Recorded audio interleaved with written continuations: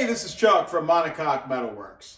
I'm getting ready to do a headlight conversion on this bonnet, and as it's sitting here in the corner, and this is where I like to work, I thought, you know what, this is a good opportunity to do some videos on these headlight conversions, which I've been meaning to do for over a decade. So I'm just going to jump into this, talk to you about Series 1, 1 1/4, 1 1/2, 2, the different headlights that they had, and what we can do to help you cover your headlights if that's the way you want to go. All right? This is a 1967 E-type bonnet. This is actually a 1 1/4 bonnet. But the 1 1/4 and the 1 1/2 bonnet are exactly the same. Somebody wrote something, I don't know, maybe 20 years ago, put it out on the internet, that the early 1 1/4 cars had different headlight stuff, different bucket, different chrome. That's not true. All the 1 1/4s and all the 1 1/2s have the same stuff. All right, so what is a 1 1/4? E-types had covered headlights, and we're going to get into this. I'm kind of jumping around. I don't really have some big fancy plan for this video, but E-types had covered headlights with glass in them and this chrome trim from the time they started in 1961 up and through all the 3.8 cars and the 4.2 cars up until 1967. All right. Now, the headlight covers, as you go from Series 1 to Series 1 1/2, the headlight covers were the first thing to come off. They were the first change away from the standard Series 1 stuff. And people have disputed when those headlight covers came off, but I have now sold hundreds of these kits to customers with Series 1 1/4 cars. I'm always asking them, when was your car built? What's the serial number? I'm almost certain that they took the headlight covers off. If it wasn't on January 1st of 1967, it was really close to that. And then they continued to build your standard Series 1 recipe, but just with open headlights from January all the way through till about June. And then you start seeing the big changes come in. 2 carbs, the radiator changes, the interior changes, toggle switches, all that. We're not going to get into all of that. Just want to talk about the Series 1 and 1 1/2 bonnets. All right. Now, if this was a Series 1 bonnet, which is actually what it was at one time for maybe a couple hours, it would look like this around this opening. I'm here filming by myself, so I'm doing the best I can. Here, I'll get up close. See how we've got this stepped edge here and then these little holes? The stepped edge is to hold your glass. See? All right? And then as soon as they opened up the headlights, they cut that edge off, and I believe what they did was keep pumping these wings and center sections out of the same mold, and then as soon as they came out, they took something akin to like a little air-powered Sawzall and just used the step as a guide and just went and just cut it right off. All right? And then once they did that, they got this new bucket here, and they tucked that right in there. All right? And then that is riveted in there. Like I said, this is a little disorganized as far as the videos go, but this is real. This is Chuck in his shop. I've also had maybe a little too much coffee. So let me go ahead and grab the camera, and I'll kind of show you the differences here. That's probably the best way to do it than do it from out there. And while I have all this stuff sitting here in stock, it's all getting ready to get shipped out, I wanted to just kind of show what you get in the kit and then what the differences are between the different series, okay? So in every kit, you're gonna get a pair of the headlamp scoops. And these are the Series 1 style. We make them a little bit stronger than the Series 1 with an extra wide flange around here, but otherwise the shape is exactly the same as a Series 1.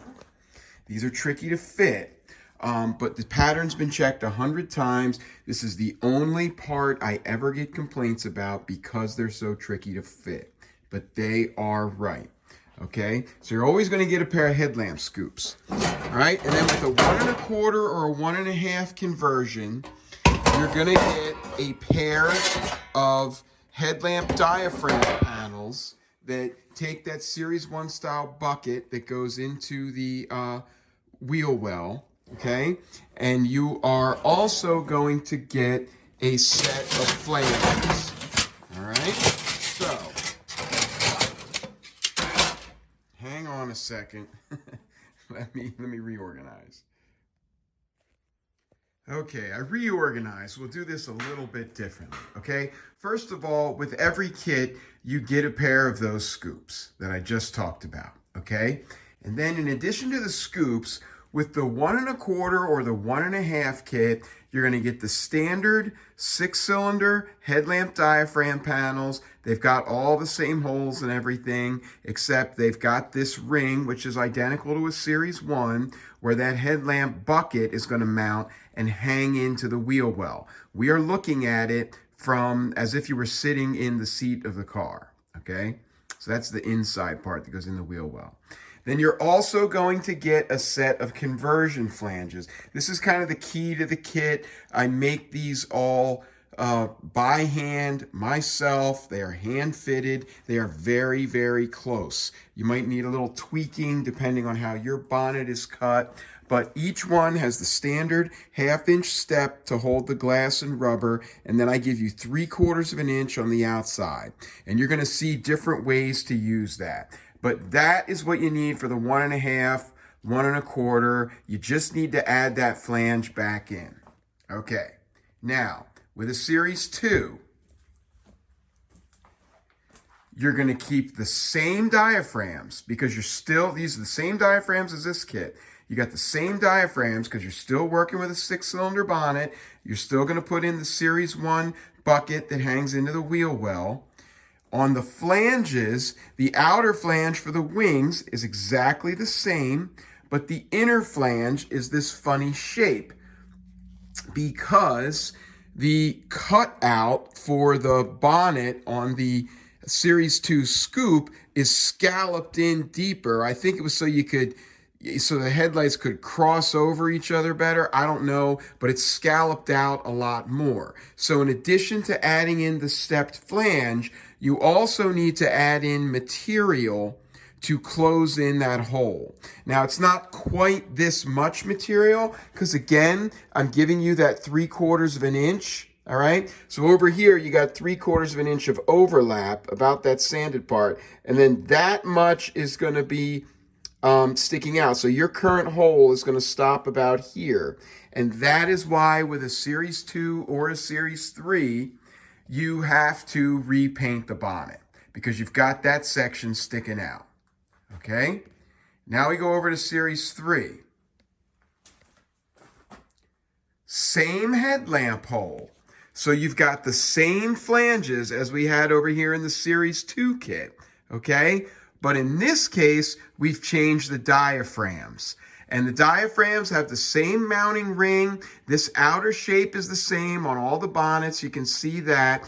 But the V12 has a much wider central part of the bonnet. So they took those inner valances there on each side of the engine and spread them out. That's why the wheels stick out farther on each side. And so that makes this diaphragm panel smaller. Here, I'll quick hold this up here so you can see how that part's all the same, all right? But over here, we've walked this in some. And so this is the air scoop portion where that air tube is flowing through on a 6-cylinder.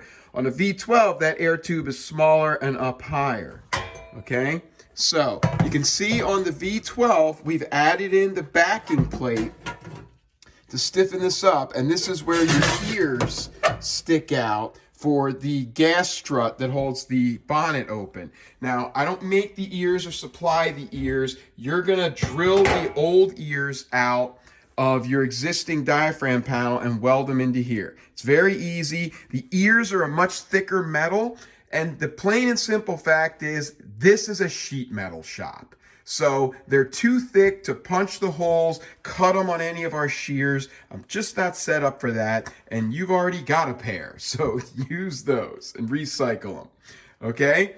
So and then some of the Series 2s have that same little gas shock, but I don't put that in here because it's about 60% that don't have it, 40% that do. So if you do, let me know. We'll punch the hole and put that piece in for you.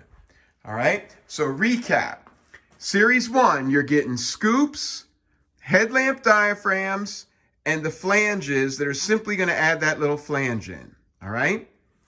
Series 2, you're getting the same scoops, the same headlamp diaphragms, and the same flanges on the outside, but on the inside, you've got a wider flange to close in that hole to the Series 1 size. Series 3, you're getting the same scoops, but now we've got a different diaphragm for the Series 3, and we've still got those same flanges on the outside, but the larger flanges on the inside that help you fill in that hole. So there's the difference. 1 1/4 and 1 1/2, Series 2, Series 3. And they all come with scoops. I just didn't have space on the counter. Okay, I decided to just move the camera closer right now, all right? So let's go all the way back to a standard Series 1 and what that would look like. This is the headlamp diaphragm panel. This is actually the side you would see when you open the bonnet, all right? But then this is the side that faces forward. And it goes right here, like this, all right? And then we've got what I call, and I called that thing before the bucket, but actually that's the scoop.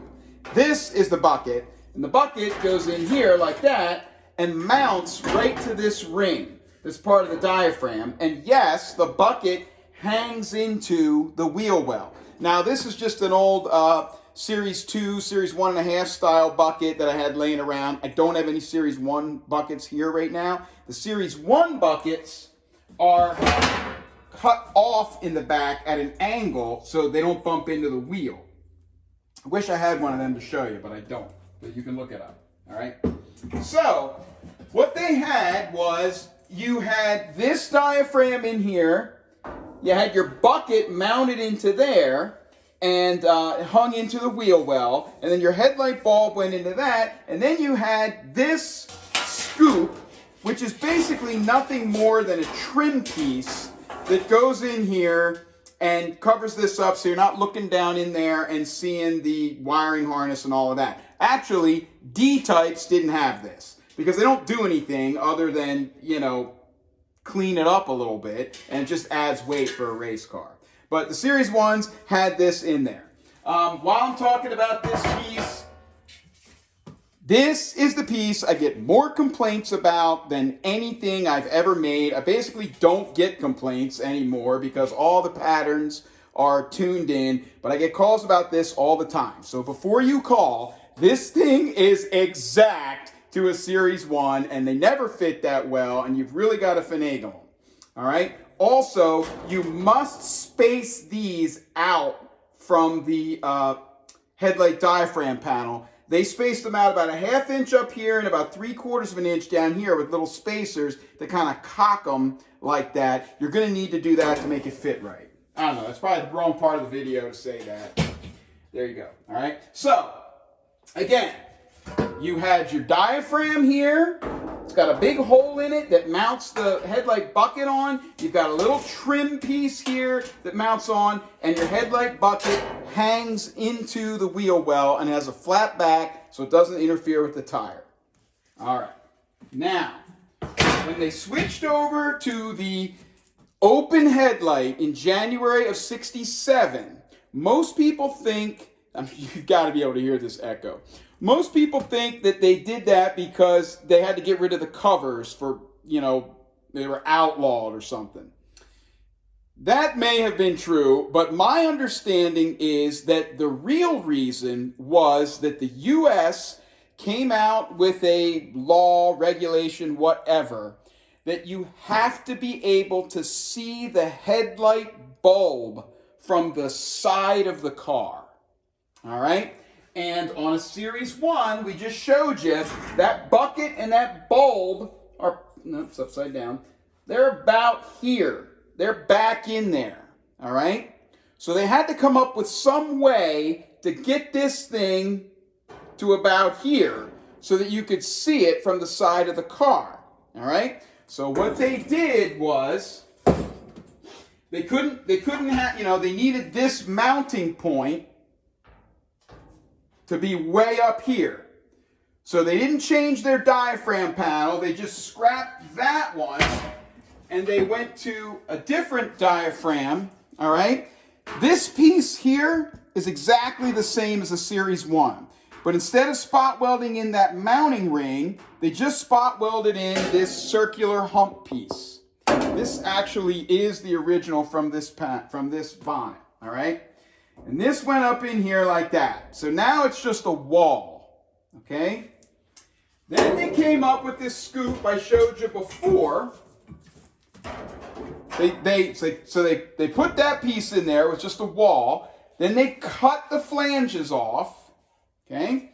Then they put this in there. All right? You can see the little rivet holes line right up. You gotta kind of really force them into place there. But now, just like I showed you before, this headlight bucket is out here. All right, let's turn this around, back. All right, this thing is out here, and then the bulb is going to be out maybe another ½ inch, 3/4 of an inch, and you can definitely see it from the side of the car. Okay, so your scoop, which is this, has changed. See, before, your diaphragm doubled as a closing panel and a mount for the bucket, and the scoop was just a cosmetic thing, all right? Now, your diaphragm is just kind of a cosmetic closing panel, but your scoop is the cosmetic piece to close that off, but now it's got the mounting piece for the bucket in it, okay? So that was their change. Now we've gone from Series 1 to 1 1/4. This happened in January of '67, and then they carried this all the way through to about mid-'68 when they started making the Series 2s. Okay? Now, furthermore, wow, I'm really wound up. Furthermore, not only did they have to get this out so you could see it from the side of the car, I also have an understanding that there was also a regulation that it can only be a certain distance back from the front of the car. And that may have something to do with your ability to see it from over there, not just over here, okay? So what they did was they pushed it out even further, all right? So see this one here is back in there like that. All right, and this is 1.5 inches width. This is 3 inches, and it seems to me that when they went to the 1 1/4, they moved that headlight. They needed to move it about 3 inches forward to get it out here, and then the Series 2 they moved it another 1.5 inches. And see, I guess what I should have said before was, when you move that thing out, when you move that bulb out, see, now it's sticking up. So you can't put glass on it now because this thing's sticking out. And remember, the bulb is out here, so it's really sticking out, okay? That's why your aftermarket headlight conversion kits, your bolt-on kits, they have a lumped cover on them. So, it's not some streamlined cover where, this isn't exactly what I would call streamlined, but the glass follows the same shape. Those other kits, they have this bulbous cover because they got to go up and over this whole headlight deal, all right? All right.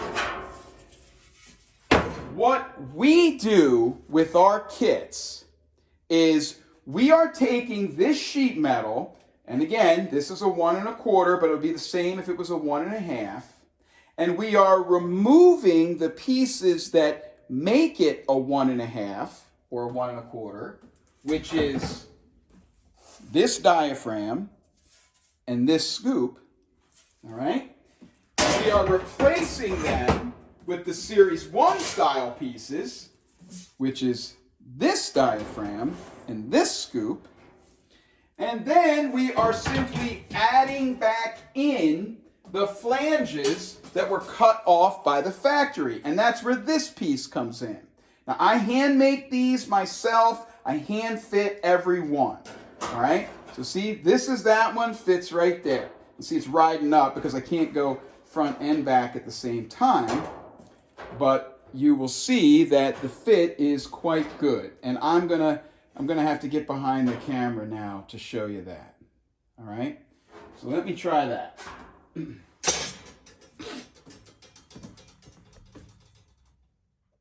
Okay, I just watched that last segment, and it's all good for information. My head is chopped off, and it's not the best. But I've learned if you try to redo these, you'll never get it again. So we're going with that. So I'm sorry you had to watch half my head for the last 10 minutes. Okay, here is the flange for right here. All right, you can see it's got a lot of curves that it's got to fit to. All right, but it fits right in there. Now, what I'm going to want you to do, and I'm going to show this later in the video, when you can see that it's long. See, it's a little extra up here. Same with the bottom down here. And I give you 3/4 of an inch here. And what you're going to do is fit this thing under here like this. So it's going to look like this. And that's how you're going to put that back in there. Yes, you're going to have this little step, but that's all going to be covered up by the chrome. You're not going to see any of that. So you don't have to weld it or anything. You can just rivet right through the existing holes that are in there. People have welded them. People have bonded them with glue. Here, a lot of times, we will cut this back and then TIG weld them in and grind it down so it really is back to the way it was. That's probably overkill. You guys are going to do more harm than good if you try that. So you want to just put these in there just like that. All right. Now here is the piece for the wing. So you can see that. See, it's also got a bunch of curvature to it. And that fits right in there like that. All right. Now, let's go back to the Series 2 bucket. And it's hard to show you this, but what you don't realize, and this sits in there like that, all right? The Series 2 bucket, see how it looks like I've got a funny camera angle. See, the Series 1 sits in there about like that, or I'm sorry, a 1 1/4, 1 1/2. But a Series 2, they scalloped out the center section. They left the wing the same, but they scalloped it out so it sits in there like that, all right? Now, it's funny because of the camera lens and all, but this surface back here is now parallel to the camera. But it looks a lot worse on the camera than it really is. It's really about like that, all right? They scalloped that out. And so that is why if you're going to put the Series 1 headlamps on a Series 2, we have to give you a special flange piece that is shaped like this. All right? Look at that fit. Look how it just tucks right in there like that, all right? This is why you've got all this material here because your bonnet is going to be cut. See, I still give you 3/4 of an inch. So this was patterned so that you still got 3/4 of an inch. So a Series 2 or a Series 3, they've got the same opening. They're cut back to about here, all right? You've got to have this to add it in and get back to that same shape. That is why, if you're going to do this on a Series 2 or a Series 3, you have to repaint. You can't hide this seam that's way out here underneath the chrome. So you got to repaint, and then I recommend tack welding them in, okay? Now, if you look over here, actually, I'll show you something really cool right here. Check this out. This is a new old stock headlamp lens. All right, and you can see actually it's got a 1962 date right on it. I think this one's got a date too. You can't really read it on that one. All right, but anyway, this is an original headlamp. Look, see the little thing sideways because it's so early. So this is like a 61. All right, and you'll see that this is, do not drop this on camera, fits right in there like that. And you've got a little extra space because they've cut those flanges out, okay? Now, you can't buy them that look like this anymore. They've got this giant XXX, triple X insignia on the bottom, and I hate that. It's, you know, it's like this big and white. What I prefer are the lenses that we sell. I have a guy that makes these for me, and he does a great job. These are a material kind of like Lexan. It's called PETG. It's unbreakable. They don't fade with the sun. They're very scratch resistant. Of course, they've got a little protective cover on them now. They're the proper size and shape, okay? And what's really nice about these is that they've got a little bit of give to them, see? And so when you go ahead and weld these flanges in there, well, you're going to weld for the later ones. I recommend riveting them in for the 1 1/4 and 1 1/2. Any imperfections that you do with the setup is going to work great because you're just, when you put that chrome down, you're going to be able to suck this right down. And you'll see so many Series 1 cars where that glass never really fit that great. And so you always see where the chrome is well seated around here and then always down here by the turn signal, it's riding up. Well, this will give a little bit of flex so that, you know, you can't flex that glass down, but you can flex this right down and it seats beautifully. And these also cost about half as much as the glass, which again is ugly in my opinion because of that logo. Okay, now earlier today, a couple hours ago, I went ahead and took a new pair of the flanges out of the box and I cut them down and I mounted them up in here and fitted them and then drilled the holes so they could be riveted into here. And so I'm going to take those segments and stick them in here now to go ahead and show you how that's done. Okay? But come back after those because I got some more stuff to say about these headlights. Okay, so I've started out by positioning this one in here. You can see I've trimmed the ends down a little bit so they'll fit. Yeah, I've trimmed them a couple times because you don't want to overdo it.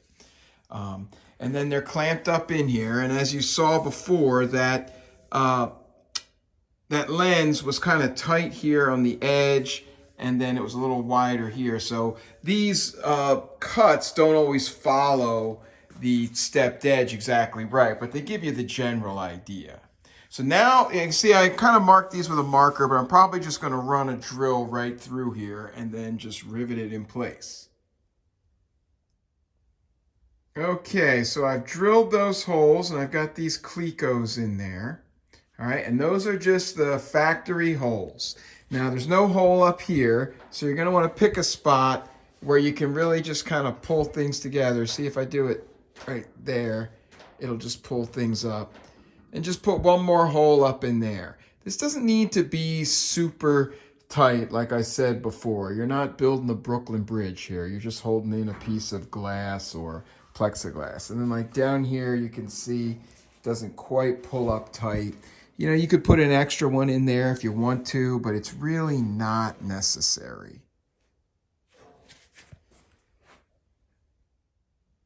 Okay, here it is all finished up on this side. And you can see that on the bottom, these are the 1, 2, 3, 4, 5 factory holes, and I've just used them.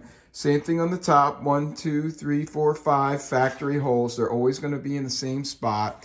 And then I've added 3 new holes to just hold in my top in this upper area where you don't have any holes on a Series 1 1/4 or 1 1/2. These, I just have Clecos in here right now. You will put in an 1/8" aluminum or steel rivet to just hold that in. Some people put a, adhesive in there as well. I don't recommend that. You don't need that. Just use the rivets, because then you can always tell somebody that they can take it back out if they want to, although they're never going to. But you can see here I've added the spacer washers in for the Series 1. This was originally welded up and leaded over at the factory, but now we're going to have a little piece of that chrome in there. Okay, and I'm back. All right, so now you see how that goes, and you saw how, these 5 holes and these 5 holes are your factory holes, and then all we did was add these 3 little holes here, okay? We didn't talk about the chrome. I was going to show you all the chrome trim, but my son is kind of half on, half off working on a 1 1/4 2+2 at home that we picked up. And so I went around a couple months ago and gathered up every single piece of 1 1/2, 1 1/4 chrome headlight trim and put it all in a box, and it's home. So I can't show you that. But there's little pieces that go around here, and then there's a big piece up here called an eyebrow. All right? Now, something that's important and is a clue for another thing that disproves what a lot of people like to say.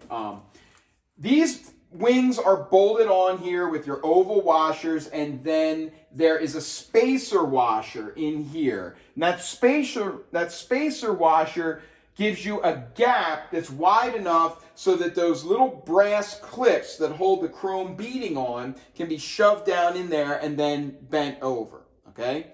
Now, when they went to the open headlight, they didn't really know how they were going to finish this off or whatever, and I guess they wanted to make it look nicer, which it is nicer. So on those bonnets, they took these spacer washers out.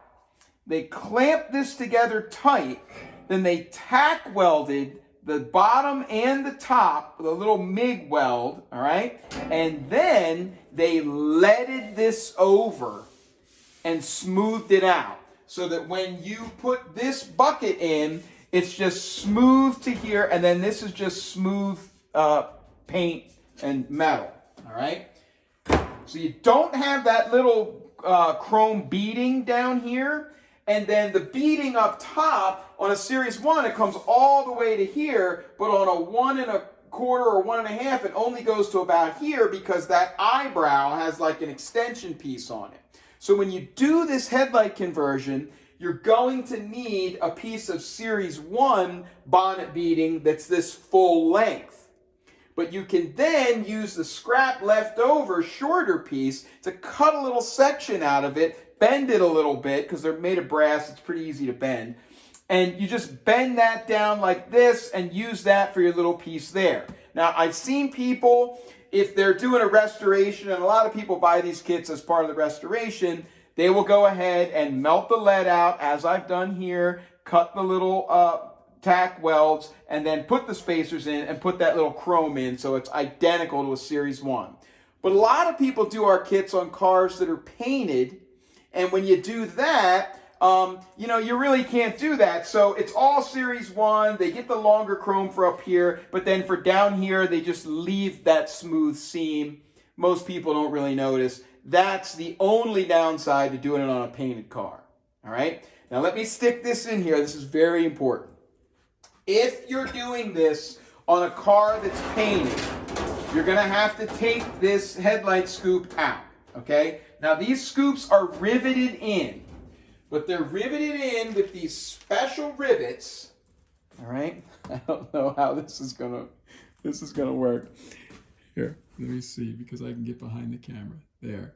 All right, see this rivet here? It's what's called a button head. All right?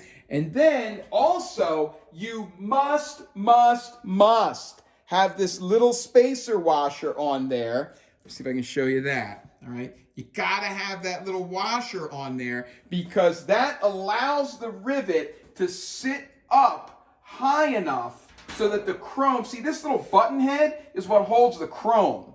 So the chrome snaps on, this is only, actually it's kind of irrelevant for this video. I'm showing you how to go back to Series 1. But anyway, you need that little spacer and the little button head rivet to snap your later style chrome on, and that's true for anything with an open headlight. All right, so this would be in there smooth like that, and then this would all be smooth like that. Okay, now,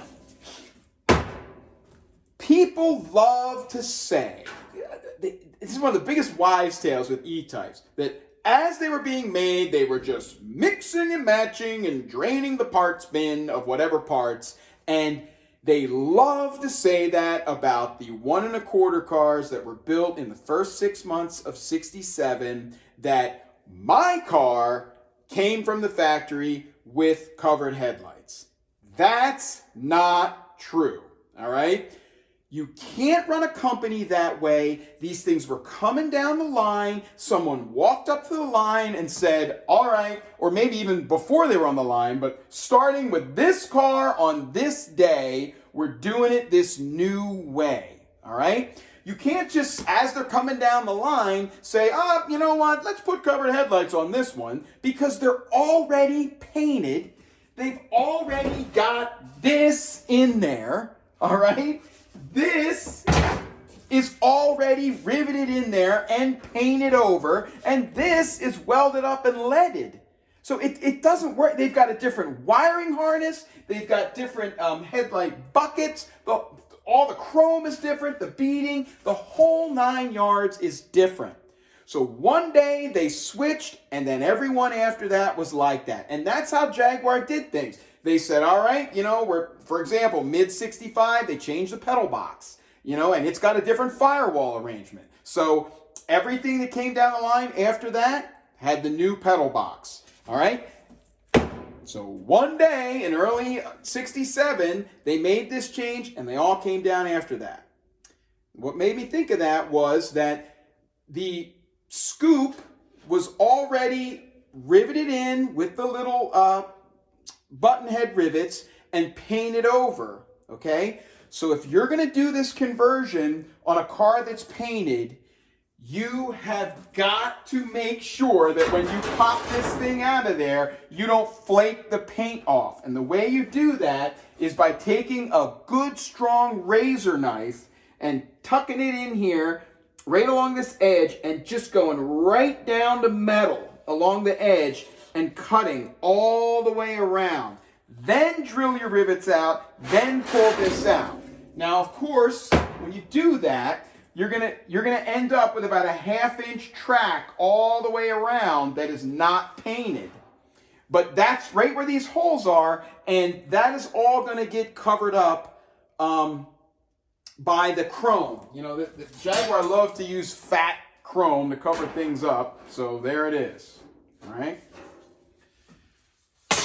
All right, that's not the best organized video in the world probably, but I'm trying to just kind of do a dump of everything that I have to tell people over and over on the phone and in emails and for the instructions and all of that. This should be everything you need to know about this kit.